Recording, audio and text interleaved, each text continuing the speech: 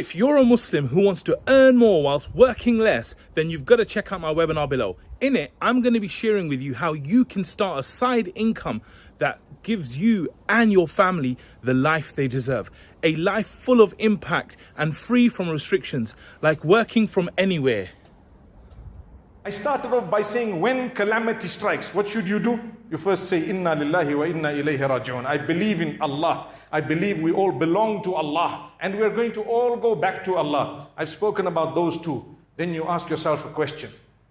This calamity that struck, am I calm and content about it? Am I okay? Am I able to continue that swim that I was talking about just now with a smile? MashaAllah. You see the professional swimmers, watch them. They glide across. Have you noticed that? Effortlessly, and they're super quick. MashaAllah, before you know it, the best of swimmers and the fastest of them are not the ones who kick the water and who want to make the biggest of. Subhanallah. The biggest of splashes. They are the ones who glide through silently. You can't really hear much. You don't see a lot of splash, but they're gone before you know. You know what? With us in our iman, when calamity strikes, are you going to be a professional?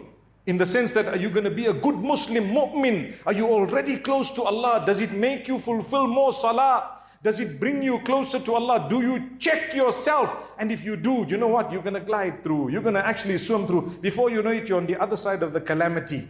Subhanallah. Thanking Allah. Oh Allah, I thank you for what you bestowed me with. You know why? It could have been worse.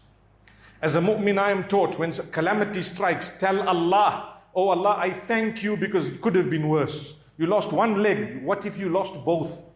You lost one child. What if you lost both? Subhanallah. You lost some business. What if you lost your life?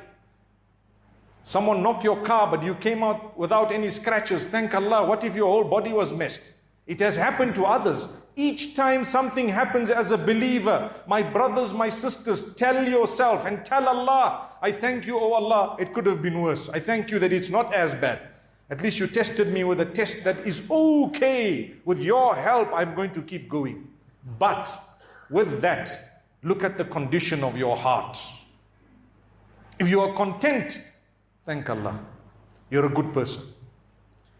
If you are content at calamity that struck you, inshallah, you're a good person.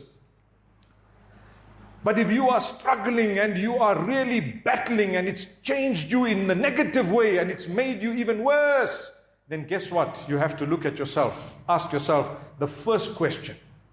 Have you ever harmed someone? Because now the damage of that dua they made against you is probably hitting back at you. Then there's going to be such a calamity that will strike that Allah will not help you through it because it is a punishment. اتقِ دعوة المظلوم فإنه ليس بينها وبين الله حجاب.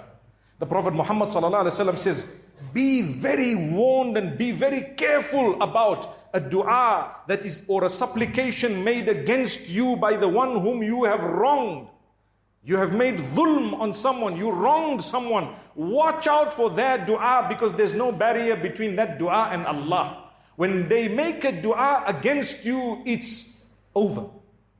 The justice of Allah will descend. If not now, just a matter of time.